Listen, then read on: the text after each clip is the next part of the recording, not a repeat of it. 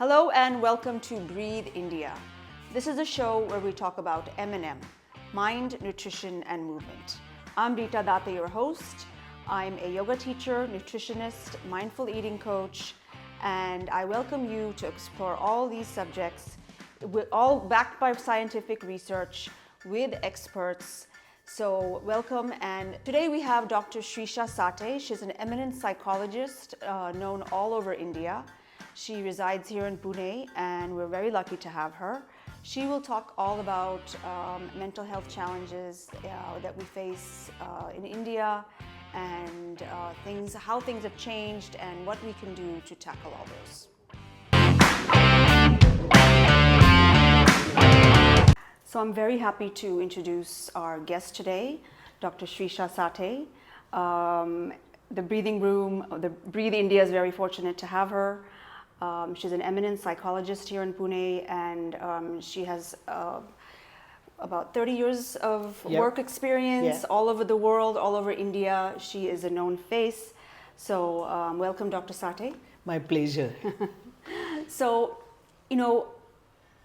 mental health is kind of a taboo subject in India. Yeah. So do you feel it's still so? I mean, even after so many years, has it changed? Yes, it has changed, but I would say more in the pockets, like more in metro cities where there is a lot of awareness and people come to know about it. There are many seminars, workshops, even the psychiatrists or mental health professionals, but they are more concentrated in the cities. Metro cities and urban area. Semi-urban and rural areas, still it's like the awareness is very low. But at the same time, I see a strange difference when it comes to urban and rural. In rural area, it's like there's not much of a taboo, but because of certain superstitions or the causal connections that they give to these things, it's more about something else or black magic or something.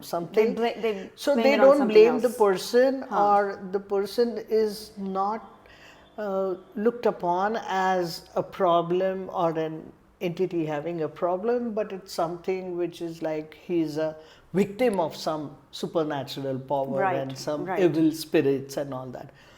So I won't call it an acceptance in that sense, but at least the person is not ridiculed, blamed.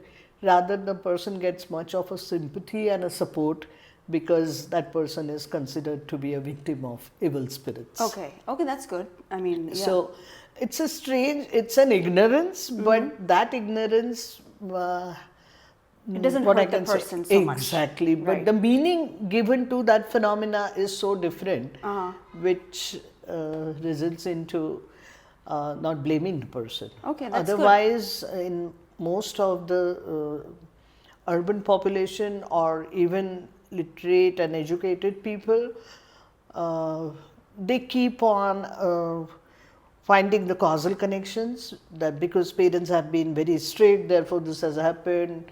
Because parents were very liberal, so this has happened. Because there was a heartbreak, so this has happened.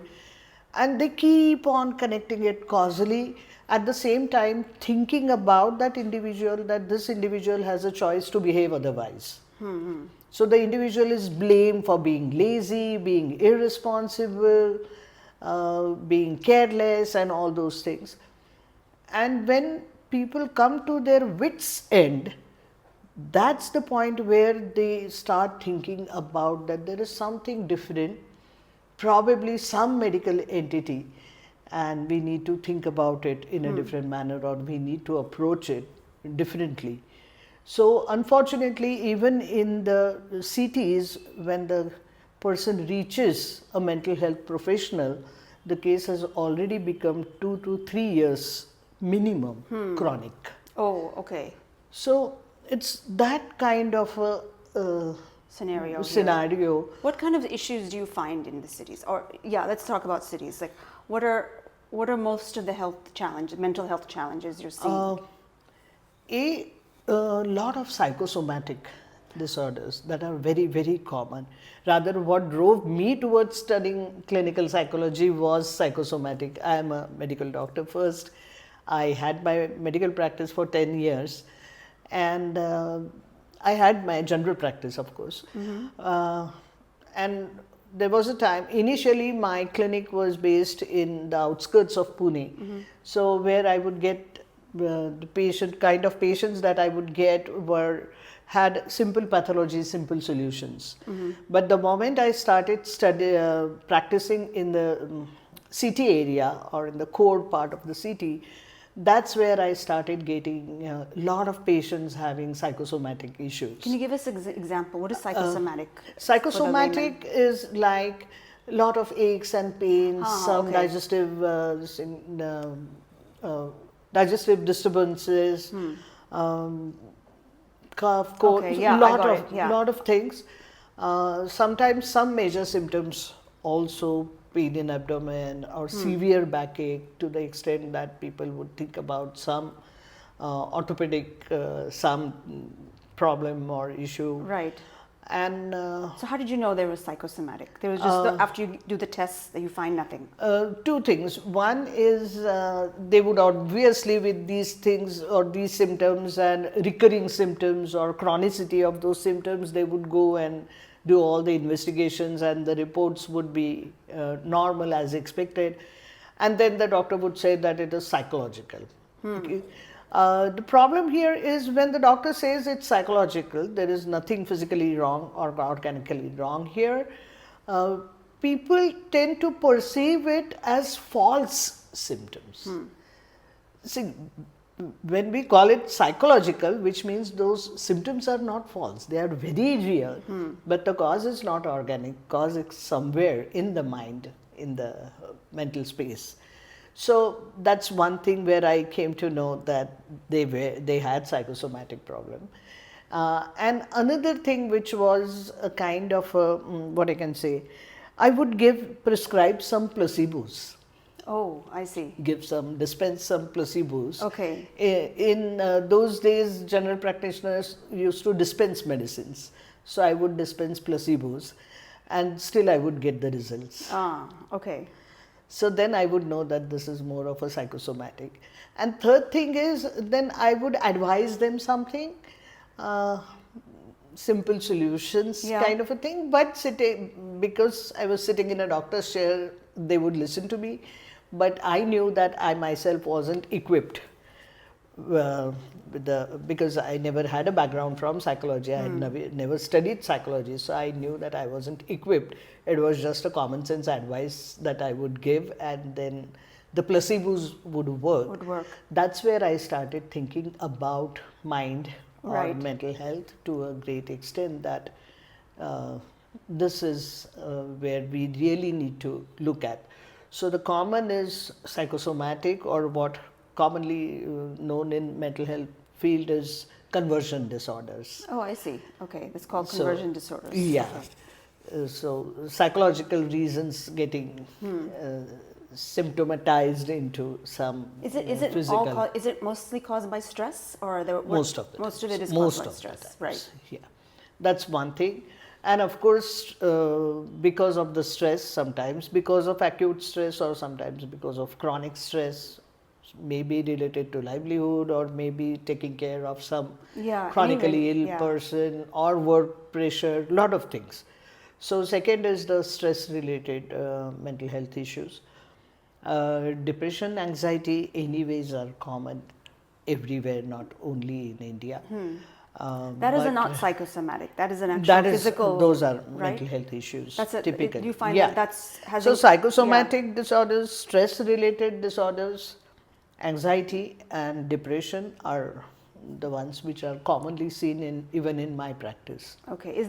Now, I know there's a stigma of taking medicine. Yeah. In any kind of medicine. Yeah. But especially psychiatric medicines. Yeah. I know it's getting less, but it's still there. Yeah. And I don't think anybody wants to admit that they take it, but I know that it's common now. So do you find that? And is it changing a little bit? No, it is still very common. Okay. when it comes to specifically Indian culture, we do take help of modern medicine, but at the same time, common people have lot many reservations about modern medicine itself. So, taking alternative forms of medicines, they are very comfortable. Yeah. But when it comes to taking any modern, Really? I thought, there's so many, every block has 3 medical stores. Yeah, so people do take that. Yeah. But they would obviously, if there are some medicines which they need to take often Regularly. or for a long period of time, they would inherently they would look for alternative medicines. Yeah, I'm one of them, so that's okay. Yeah. So that is one. So one is the resistance to medicines from allopathy, which is a common phenomena here. Then when it comes to, especially when it comes to psychiatry, psychiatric medicine, yes, there are many myths and misconceptions about it. Myths are like they have what I can say, very intense side effects. They do have side effects. Only the you're saying the myths, like myths. people think that, Yeah. okay, so yes, all the yes. common medicines in psychiatry, they don't have those many side effects. The side effects are definitely there for antipsychotic drugs. Yeah, that is extreme. Exactly. I know. But for But then it's more about lesser of the evils, Yeah. right? The symptoms need to be managed, symptoms of mental illness need to be managed first, and side effects can be taken care of. But then they are only, that's only true for antipsychotic. Other medicines normally don't have side SSRIs, effects. they're all safe. They are safe. Yeah. And third thing is, people talk about, the first thing that they ask about is, will I develop dependency? Now that is something which is very commonly seen, and the funny thing is, like, if a patient goes to a physician, has a diabetes, then the patient doesn't ask the doctor that will I become dependent on. Same is true for antihypertensive, anti-diabetic, or any other thing which you take. For example, if one has hyperthyroidism or thyrotoxicosis, then taking thyroid medicines. It's like you have to take it lifelong. Yeah, you have to take it lifelong. So then that's exactly.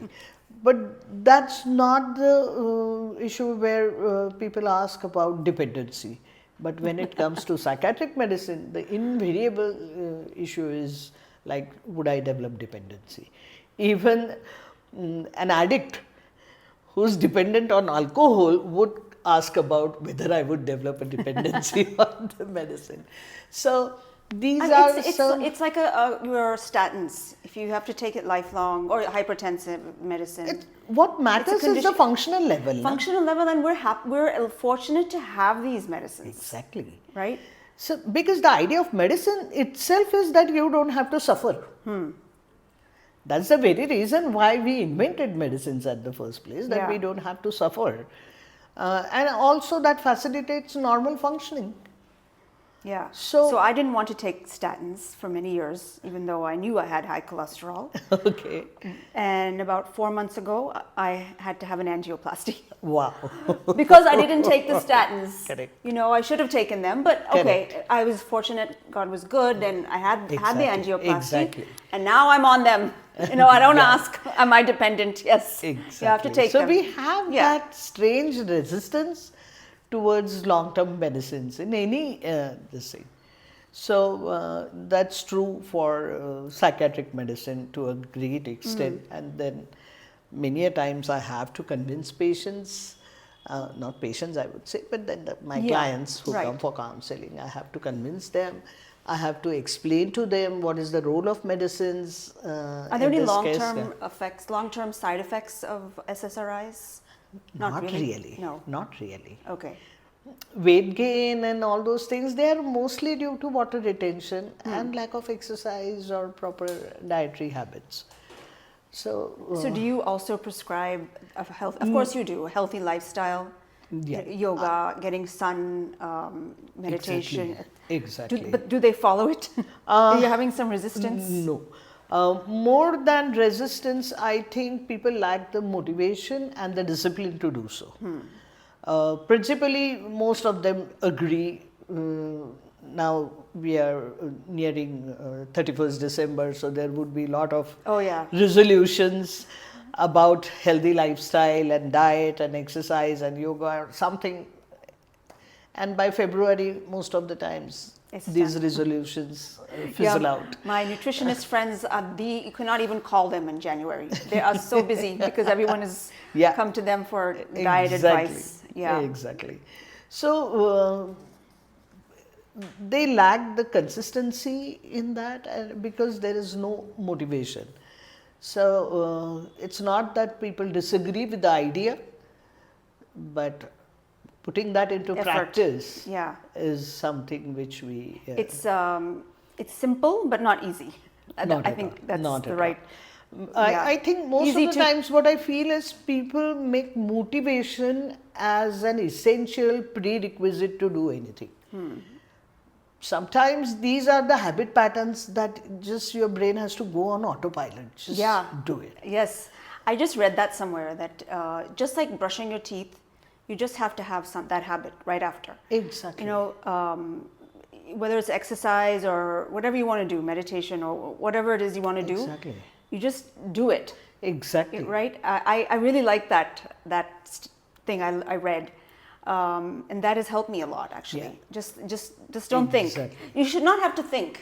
Basically, Exactly. right? Because the brain goes on autopilot. Yeah. When it becomes a habit pattern, You brain just goes, do it. exactly. Yeah. You just do it. That's what I suggest most of my clients also. That with the exercise, especially when it comes to exercises, it's all or none kind of a thinking.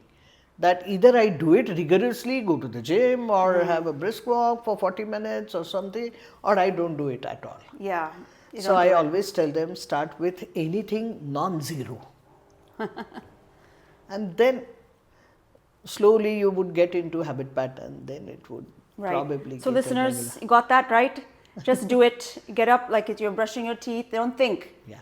Just do it. So that I think that's the, yeah. Yeah, because if you make motivation as an essential prerequisite, that's not going to sustain anyways. For routine activities, we don't need motivation to brush our teeth. Yeah. Yeah. It should be It's a as muscle simple. memory. You need Exactly, that muscle memory. exactly. Do you have young people coming on their own, or do they come with their family, or No. These days, most of the young people are Coming coming on of their their own. that's good. They're taking charge. They are taking Yeah. charge. And what I think is there are two, again, aspects to it. One is some are really seriously concerned about it and then they don't hesitate seeking help. And another strange thing, because of social media, mental health issue and seeking help for mental health issue has become a kind of a fancy also to a great extent. And so people do drop in labeling themselves already self-diagnosed anxiety patients, self-diagnosed depression patients, which is not the case anyways. So I think Deepika Padukone has her foundation. yeah. Yeah, and I actually saw YouTube with her, one of the doctors, Dr. Bhatt. Yeah. Yeah, and he says we have a predisposed gene, Indians. Yeah. Do we? Yeah, we have. How is But that? strangely, the manifestation of gene is very less in our country because one is we being a collectivist society, the depression doesn't manifest in so many ways. Okay. Because even if your functional level is like bit have here support. and there, you have a support. Right. And secondly, what I can say, our belief system is more about contentment. Yeah. So, of course, I won't say this true for the younger generation because they are driven by what I can say, other influences and aspirations yeah. and then being ambitious. That is something which is like very much an in thing. So, but Yes, we do have genetic predisposition towards depression, but at the same time, manifestation of depression is very less. Oh, in that's our good. country. That's good. Clinically Yeah. significant depression is very less in our. Yeah, I like what you said about contentment, because somebody said in India, you just see a lot of people smiling, whether they don't, even the homeless people on the street. Yeah. It's Yeah. just something that we have. Yeah. I mean, like Eastern Europeans, or they even say about Putin, the leader of Russia, you never see him smile.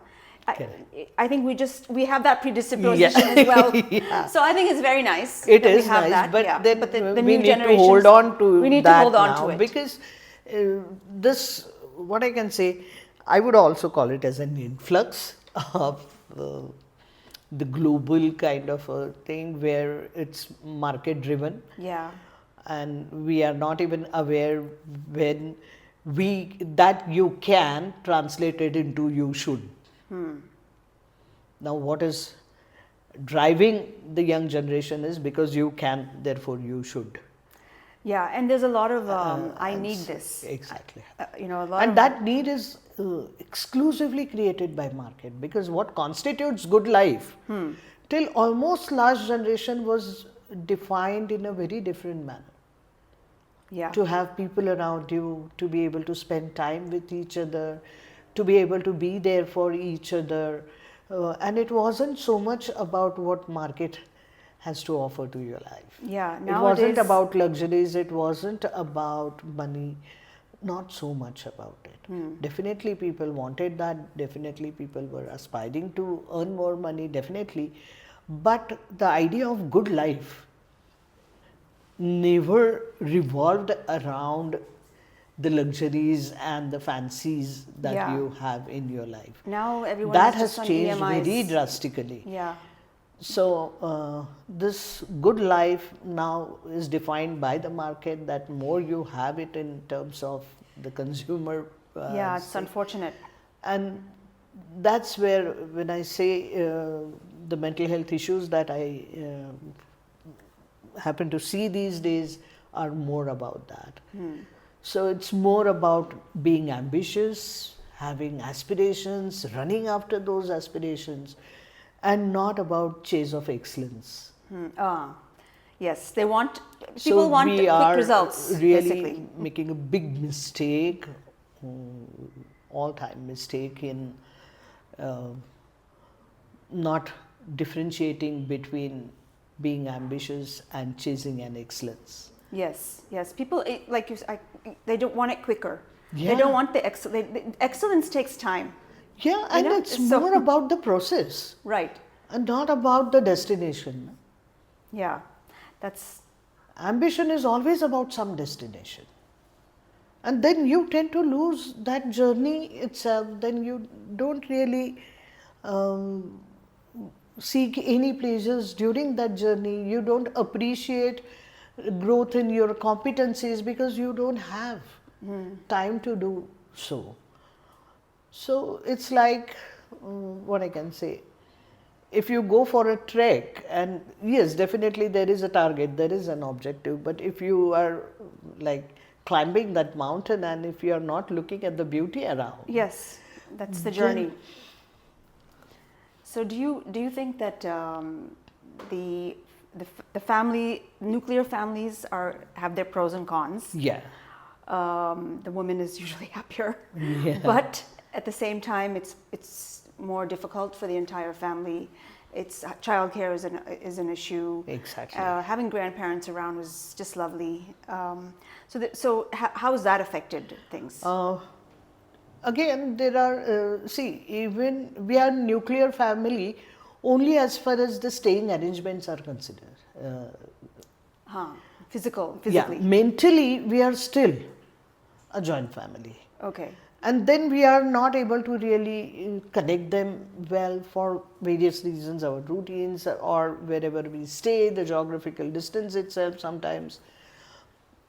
And then mentally we are a collective, what I can say, mentally we are a joint family and physically we are living in different spaces. Now that creates a kind of an imbalance also, and these challenges also, because then especially women find it tough for a work-life balance, Yeah. because again we are not just a collectivist society, but we are very patriarchal when it comes to certain core beliefs, and the footprints are still there even in the most educated and Oh, highly yes. qualified people, because those patriarchal beliefs are very deep rooted, and so it becomes really tough with a nuclear family. And again, what I can say, having that kind of an ecosystem, the child having that kind of an ecosystem, also the child doesn't get that. Children are Yeah. deprived of that ecosystem, No, which is grandparents- like having there for grandparents their is- safety, which is, and of course, because it's a nuclear family, even the cousins and they don't get to be with each other for a. Very long. Yeah. Yeah. So sharing, having someone to share the secrets, or bitching about parents, grandparents, whosoever. Yeah, yeah, but yeah. Then Cousins used to be your first friends. exactly, right? exactly. Yeah. So that is changing a little bit. Yeah. So children also don't have these spaces where they can share, and yet they are in the house, and then it's like. So they do lack that kind of a sharing, they do lack those spaces, and of course that deprives them of a lot of acquiring a lot of life skills also. Like I remember when I was a child, we would go to, all our vacations were spent at mama's place, Yeah, or homes. At your- yeah. And so we would be with the cousins, and there would be some neighbors. They would also have some guests or their relatives. And then everything, and parents they hardly cared about what we are doing, whether they are They providing get a us break with too. some. They get a break too. Yeah. And they were busy doing Yeah, their their own household chores and everything. So we all had those spaces, and if I'm, say for example, if I'm staying at my mama's place for a month or so, along with my cousins and everyone, so I have to adapt to the routine of that place. Even if there is some favoritism, some partiality, I have to really Adjust. keep on adjusting to that. Right. Or even when I'm playing with my friends, I have to keep on adjusting. थोड़ी लेन then तो करनी ही पड़ती है. Yeah. And then there are certain experiences which, like you feel embarrassed, you feel disrespected, dejected, but then It's part of growing up, right? so experiencing all those messy emotions is an essential part of developing a better emotional muscle. Right. They say the kids who are very sheltered and nobody has said no to them, Yeah. they've not faced rejection, Exactly. they have a hard time. Exactly, because Yeah. they haven't faced any messy emotions. They are so much protected from experiencing those emotions. And then we know that as exercise, if the muscles have to develop well, then Yeah, we they have to, even the mental muscles, the emotional If muscles. emotional muscle has to get developed, then we need to go through these emotional experiences. Right. And then we know that it's all right. It happens. It happens. We have to be part of the society. Exactly. So- And that's where children are more at a loss. Because parents are most of the times products of joint family, more or less. Oh yeah, and then they're a different generation who has Exactly. been grown up in a different way. Exactly. So have you found that, my next question was about COVID. So has that made things worse? Like how has it impacted people's mental health? I mean, I know we're over it now. It's 2024. It ended Exactly, 2 years back. exactly. But what is the impact that it's had? See, one thing about COVID, especially lockdown and pandemic, lockdown was a very Difficult, taxing yeah. experience for all of us, because we are used to really move around so much. So that was really tough. But an anxiety faced by most of the people during that time, I think it wasn't a mental health issue. See, the basic function of anxiety is to warn us of impending danger. So that anxiety was realistic anxiety. It wasn't a neurotic anxiety. Okay, I understood. I didn't So think of it that though way. people but yeah. were anxious at that point, I won't call that as a mental health issue because the threat was real. Real, yes. Anxiety as a disorder specifies that I'm feeling anxious, I'm feeling threatened when there is no potential threat in the situation. That makes There sense. was a potential threat, so it was a realistic anxiety, a real response to the real threat.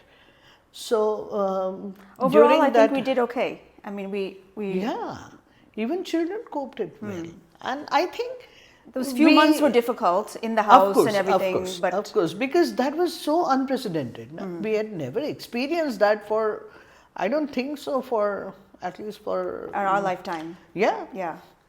So that was something very unprecedented. So initially we were very much impacted by it, but then later on I think people coped with that. We were good at adjusting. One I think. strange thing that I observed, like initially, like I had informed all my clients that I'll be available on the phone and they can we can have sessions and all that. But very less clients. Really? Yeah. Oh. And especially my clients who were going through depression before the pandemic, they were much better. It was a strange phenomena that I observed because everyone's life around them had come to halt. Okay, otherwise they would always experience that contrast, that everyone around them is on toes, doing something, and very much active, involved in something, has something or the other to do, and they are left with no one. That's interesting. But then they found everyone around, everyone's life has come to halt, people are there, so their life and other people's life around them wasn't any different. I mean, I hate to say this, but I actually enjoyed that time. I know a lot of people suffered, so, but I had my whole family there. We'd all had enough space to work from home. Exactly. Had dinners together. I mean, we couldn't go anywhere. Yeah. So we had such time together. Exactly. And of course, that situation acted as a catalyst also, where things were, what I can say, already working on a tightrope. Yes. The lockdown acted as a catalyst, and a lot of negative manifestations were seen after that. Or in some cases it was other way down, because everyone was forced to be in, then might as well make the best out of it. That kind of an approach was also there. So in some cases where the situations were already tricky, it manifested. Okay. So I'll just give you an example that see, the uncertainty of life was till pandemic, I think, more or less an armchair philosophy for all of us. But that was a time when it was like right there in front of us. Yes, it could have, Yeah. So there were two ways people tried to perceive it, that life is too short and very unpredictable and very uncertain, so might as well make the best out of it and sort out the issues and resolve the issues. There's no point in stretching those things. And in some cases it was like, life is too short, now I want to live my way. I don't really want to adjust, I don't want to really keep on complying or taking a back seat or nothing of that kind. Now I'm not going to take it anymore because it is so uncertain. Now I want to live for myself. That was also a YOLO. kind of... You only live once, that kind of... So people responded to that situation in many different ways. Very different ways. Okay. Now today, if someone is... How do you know if you're depressed? Like, what are the symptoms? When should they come to you? When should they get medicine? Can you just tell us? See, when it comes to mental health, the diagnosis in psychiatry, especially, it's not etiology based.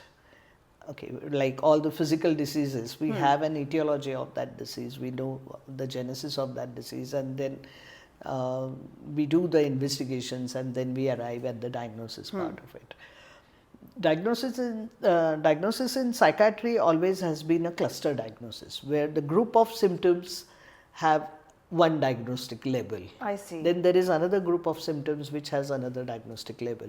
And there are two methods for diagnosing anything in psychiatry. So one is designed by or put forth by American Psychiatric Association, that is called as DSM, Diagnostic and Statistical Manual. And this DSM also has gone through many revisions. So one group of symptoms was labeled as something, then there was a lot of survey done about with lakhs and millions of people. Then they found that whenever these two symptoms are there, necessarily third might not be there, but third and fourth would always will be seen together. So then the diagnostic label changed for these two symptoms, for these three symptoms. That's how the revisions started happening. And now what we have is DSM-5. So Okay. DSM-1, 2, 3, 4, 4R and DSM-5. Now another method for diagnosis in psychiatry is called as ICD, which is International Criteria for Disease, and that is by WHO, and which has also gone through many revisions. Now currently what is there is ICD-10. Oh, Okay. okay. So it's diagnosis in psychiatry has always been a cluster diagnosis. So some group of symptoms has one, but along with that, the criteria for diagnosis is also there is a duration. That if these are the symptoms, out of these 4, at least 2 symptoms are seen at least for 15 days. Okay. And absence of these conditions, then this will be diagnosed as depression or anxiety or PTSD or ASD, whatever the diagnosis is. So always when it comes to diagnosis of a mental disorder, which is a clinical entity, then it has to meet all those criteria, either from DSM-5 or... So the duration also matters a lot. Say for example, when it comes to depression, it's 15 days. If you have crying spells, sleep and appetite is disturbed, primarily anhedonia, ability to seek pleasure has totally gone. Okay. gone. Okay. What's it? The word?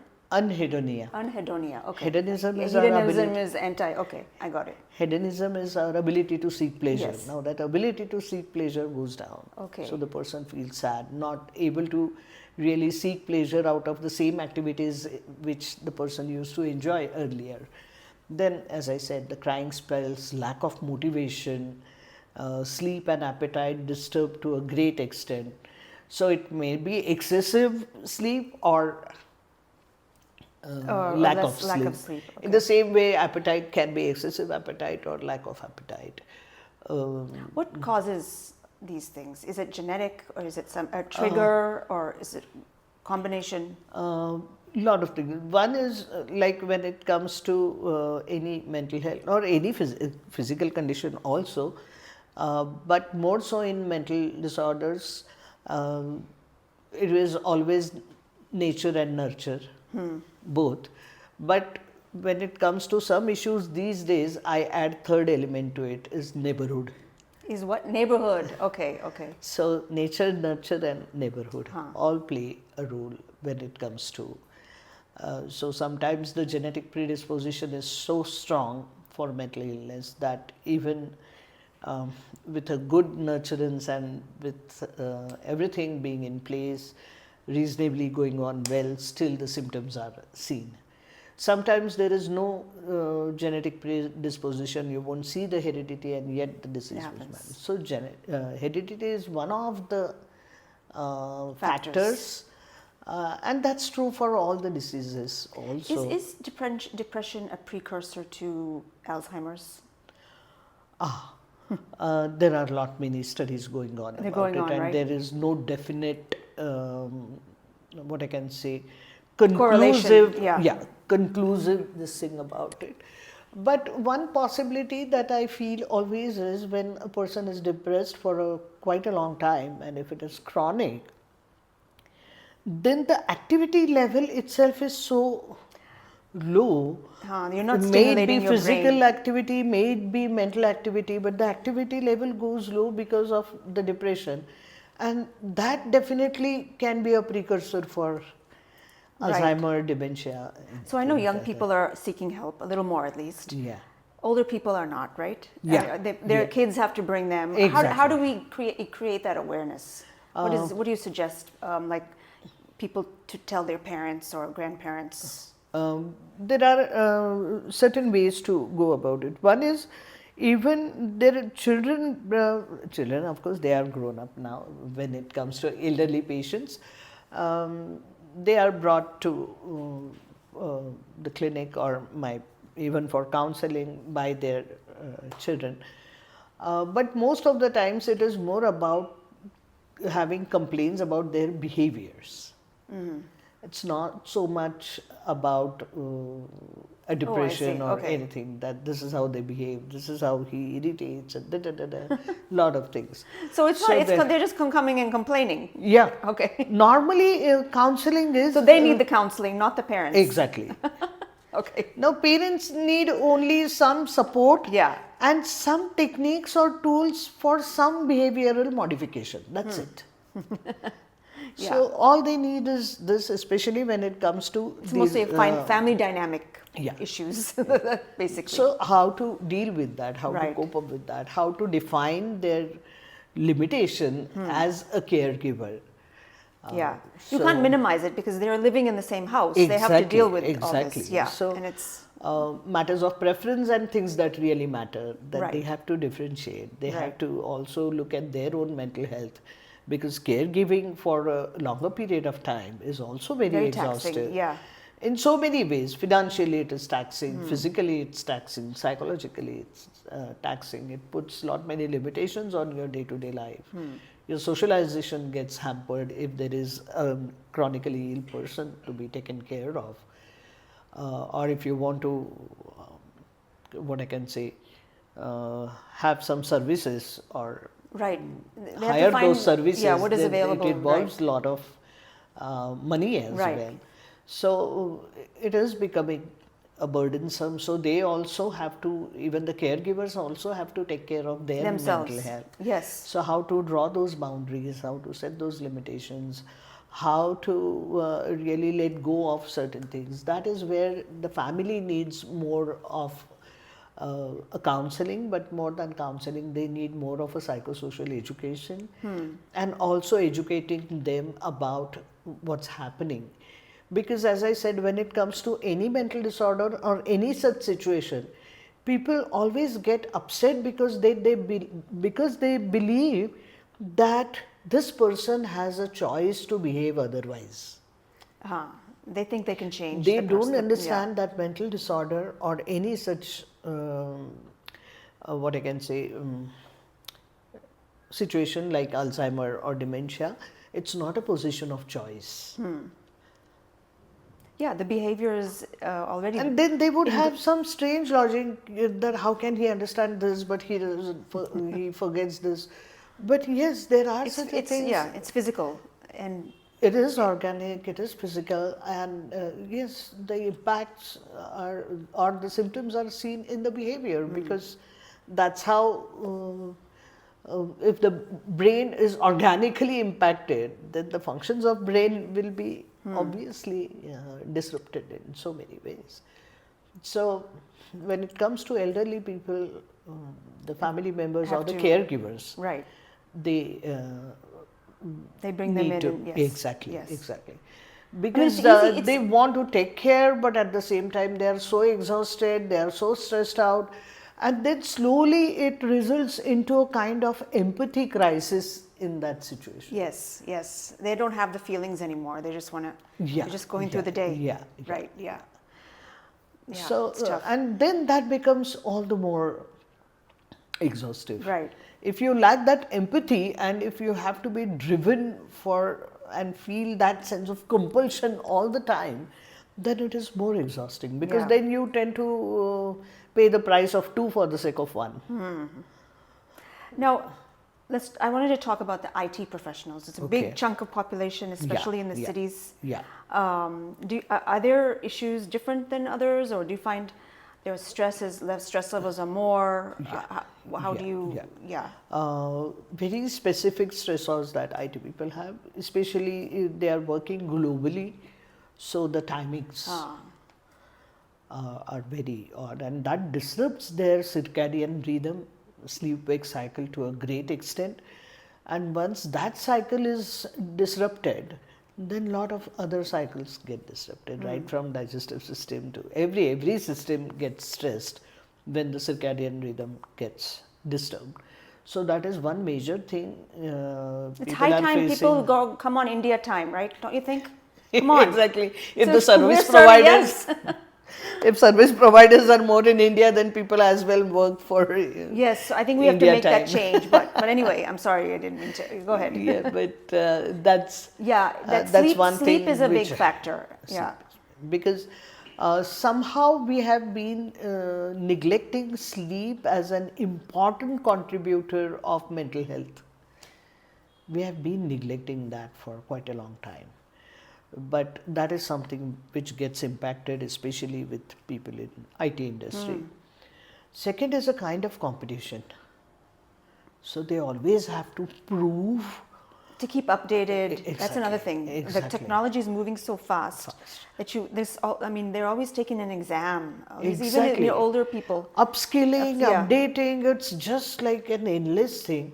And above all, they have to keep on proving the best among the lot, because there is again a job insecurity. It's not anymore 9 to 5. It's No. even if you have 9 to 5, even if you're working from home, you still have After that upscaling. pandemic, that has changed drastically. With work from home, there's no limit to working hours. Yes. And it's like, and parallel to that, women are having that double burden Double syndrome burden. now. Yeah. Because post-pandemic, fair enough, work from home was one thing, but they had to take care of, as I said, with a typical patriarchal mindset, they had to take care of household chores also and the work pressure as well. So women were suffering quite a lot with double burden syndrome Yeah. at that point of time, but now it's lessened, but then still. What suggestions do you have for IT people? Another point I would Sure. also like to highlight is the isolation. Huh. Because though they are working as a team, but every team member is in front of the screen. So they are not so much interacting with the team. So in essence, it's not a teamwork, though it is a teamwork because the output has to be by the team together. But then each one of them is interacting only with the screen. That's true. So that is a kind of isolation that they have. Another thing is, see, our brain requires all the real cues in the physical space for it to develop. The social brain, if it has to develop, it requires real physical cues. Now, from our communication also, only 7% part of our communication is verbal. Rest is paraverbal. And when I say paraverbal, right from the tonal quality of your voice to your body language, to your facial expressions, to your eye gaze, all these things. And people who are in front of the screen don't get all these cues, The cues, okay. which the brain picks up from the physical world around, so as to get matured, so as to understand the world, because we have to respond to the world. So that is something which, especially if not only IT professionals but people who are using screen from a very younger age, that is something which they lack. And also it's only the one way input, the stimulus or the sensory input is only limited.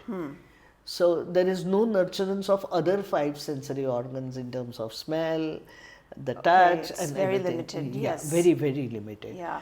So that is something which results into less threshold for any experience. Yeah, I even read about this something called email apnea. Very true. You know, because we're in pranayam, we Yeah, teach that yeah. especially for IT people or anybody who's using a screen. Everybody, an architect uses a screen now. Every profession needs a screen. So you open an email and your breath changes. Exactly. So that has a big impact overall when you keep on. You're constantly opening emails. And, Exactly. You know, then the whole breath changes. Then besides the work, when you are in front of the screen, it's like all the other social media and everything. So it has been impacted. What suggestions do you have for this? Digital detox or, of course, yoga, pranayama, of course, but other things? Yeah, but then one is they don't do it. Each one of us, especially IT people, have to go through digital detox. Okay. At least one day a week for not using any electronic gadget. Got that, everybody? No, digital detox is very much necessary right now. Otherwise, we are messing up big time with the pain and pleasure mechanism of the brain, because pain and pleasure in our brain is co-located. It is processed at the same place in our brain, and this mechanism has been there for scarcity and ever-present threat. It wasn't ever for abundance. Yes. It was, fight or flight kind of this thing. Yes. It was always designed for that. And now, because of the abundance and because of the, what I can say, we are not delaying any gratification. So it's like instant the moment. So that is getting messed up for, this is not the time and topic for getting into the neuroscience of it. But definitely digital detox is very much necessary. Using the technology, see, I always say that when my generation was growing up, or not even growing up, I was adult enough, I was a mother when the technology and emails and computers actually stepped into our houses. So we had to be techno-literate. Generation next to me had to be techno-savvy. But now the younger generation has to acquire the skill to use technology to their advantage, not to their disadvantage. Right now what's happening largely is young people are using technology to their disadvantage. You mean by social media, or is one? Excessive use of that, because if you consider, look at any product on social media, see, the money gets generated when the user is hooked on to it. Mild or moderate usage is not going to generate money for the creators. No, there's a lot of smart people in Silicon Valley. They are trying to keep you on all the time. Because that's where the money is, unless and until you are hooked on to that product. So they take care of three things. One is the content. Okay, it is like endless. For brain to get distracted, it needs stop clue. See, if I'm reading a newspaper, it gets over. If I'm reading a book or if I'm seeing a movie, it gets over. So the brain gets that stop clue to distract. Right. Now, if you look at any such product, there's no end. There's no end to it. So the content, so they see to it that the content, the magnitude of the content is like countless. Second thing that they take care of is the potency of that content. Like for addiction, how every drug, addictive substance has its own potency. Like there are some substances which make you which can turn you into an addict even with a single consumption. Oh yes, okay. Whereas alcohol will take some time. Take some time for you to become addict. So the potency. So they see to it that the content has that kind of a potency. So it won't be a kind of a monotonous, dull, slow moving content. They see what is good, but it has what is good, what is people are interested in. It has to increase that arousal level. It has to be very fast. So altogether the potency of that. And the third thing which is very much necessary for dopamine is the novelty. So any product that they develop, design and develop on this social media, they see to take care of these three features of that product. Yeah, they're winning the war. And that is a sure shot recipe for a user to get hooked onto it. Yeah.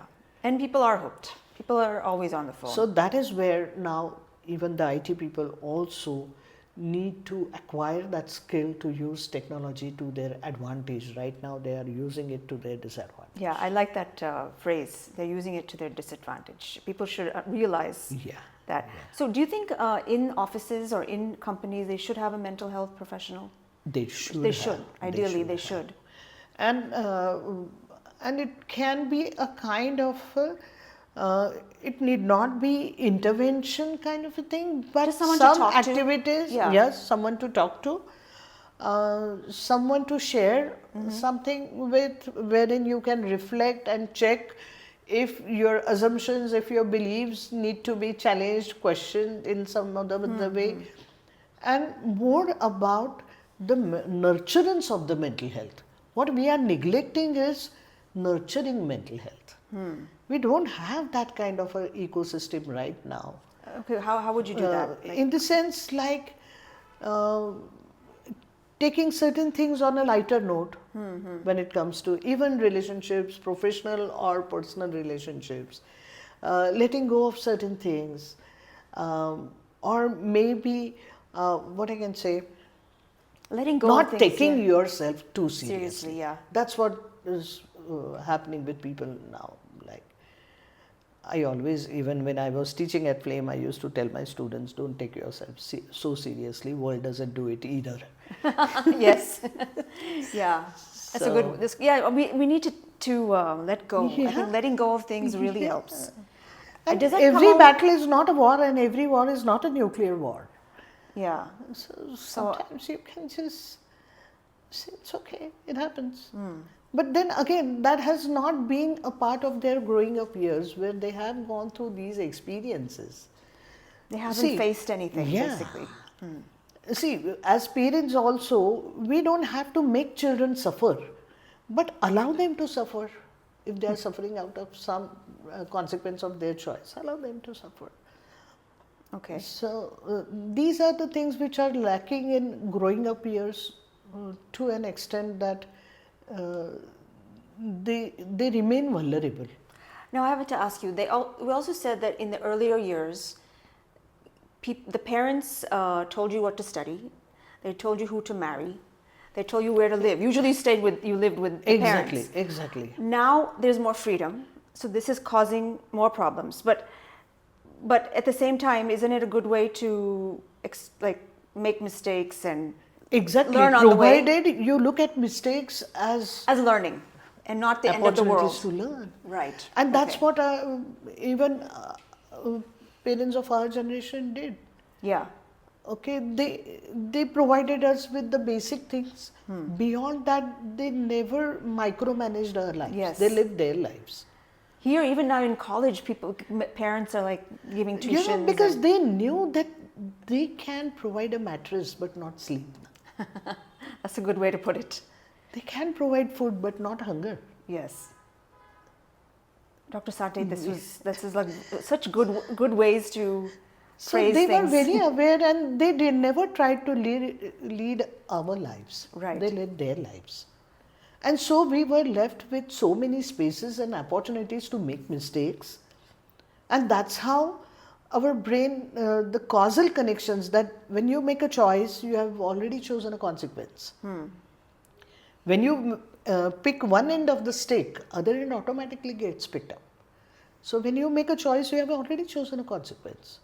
But that causal connection, that wiring in the brain requires experiential learning. And that's what we learned through our experiences. कि जो भी करो भला बुरा अपना ही आने वाला है. So better pull up your sleeves. Okay. Well, because they were not bothered about. Yeah, they let you live your. They let you. Like when when parents ask make the me mistakes, complain about their children for not being responsible, not taking care of their studies and all those things, I always ask them that what did your parents do differently so that you are so responsible? And then they are like clueless, we don't know. So I said, that's what your parents did or did not do for you. And if you keep on doing these things for your children, then Yeah, you are my not husband- empowering them. You are husband said disabling them. Yeah. After 10th standard, his parents never filled out a form. We just got a signature, but nothing. After 10th standard, he stood on all the lines, and it just makes you learn, like all the Exactly. bureaucracy and everything. Yeah. Everything. So, That's what you were supposed to do, because that is called as age-appropriate autonomy. and become a proper adult. Now something called Exactly. adulting. Yeah. Because now, Now they need help. even the objective behind raising children has changed. Na? Earlier, people would raise children to in such a way that they would get, what I can say, harmoniously tuned in Yeah, into have that a family, ecosystem yes. where they had to live their life. What's your objective now, you think? Now we prepare them to leave the boundaries of our house. Ah, okay. Yes. So, Dr. Sathe, just to end this, what would you like a message to, the Indian audience? What would you like to tell them? One is, I think, which we talked about right at the beginning, that we are predisposed and we also have a philosophy of being contented, and also, rather than being ambitious, chase excellence. Whatever that you do, chase excellence. Doing better than yesterday. That's a kind of an excellence that you would enjoy the process. I'm getting goosebumps listening. This is such nice. This is really good. Go ahead. So define good life for your own. What constitutes good life? Let it be defined by you.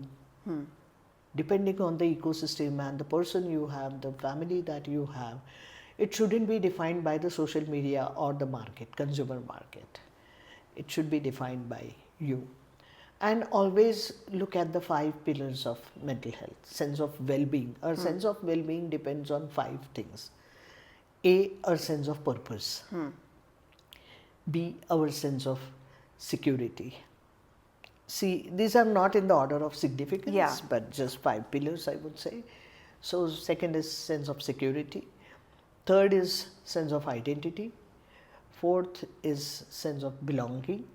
And fifth is sense of personal competence. Okay. Always check for these 5 things. But if you don't have them, you should not fret. It doesn't happen. No. It comes. Yeah, It'll come. these are actually the pointers or the areas where you need to probe and explore.